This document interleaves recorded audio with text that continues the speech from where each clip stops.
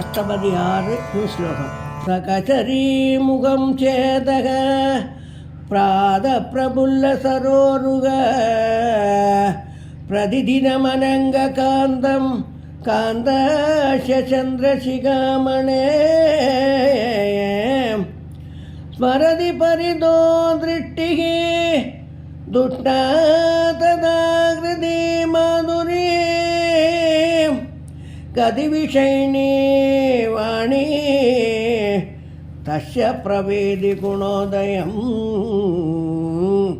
गतिविषयिणी वाणी तस्य प्रवेदि गुणोदयं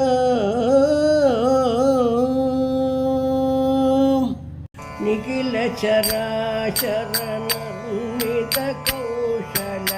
परिदचरित्र लोलम् ललितरसालनिबदलदागृग विकरणकौतुकशीलं शिवे कलये कालम् अदनमतीशम् अडयमया सग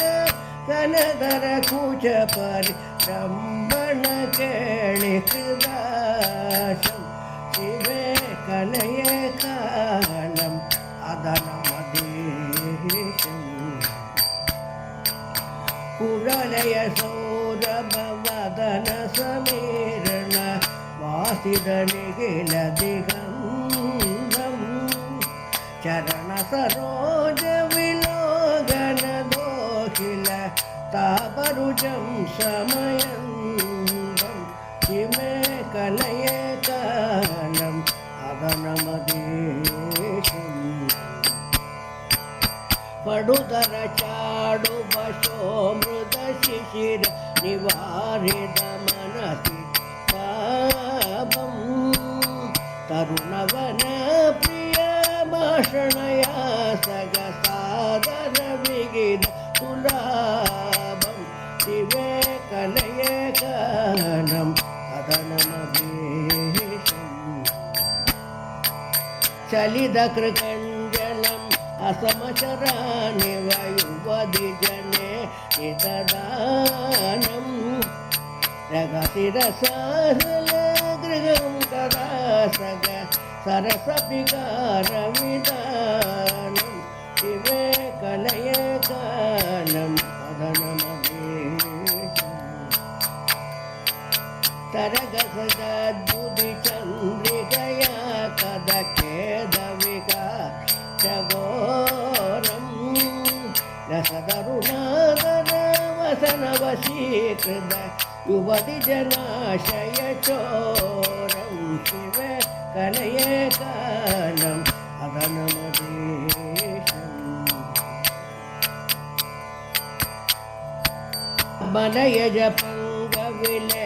मनयजपङ्गविलेपनमुरुदर कुजयुगम् अगलयन्दं कृतपुरसोममा सिन्धुददा परिरम्भणके मयन्दं शिवे कलये कालम् अदनमतीशम्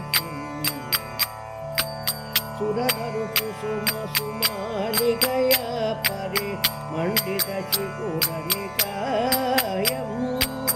अलगुकुट गगनसीमनि मृगपद पात्रविलेखविधेयं शिवे कलये कालम् अदनमतीशम् श्रीशिवसेवन चन्द्रशिखामणि यदिवरगीतमुदारं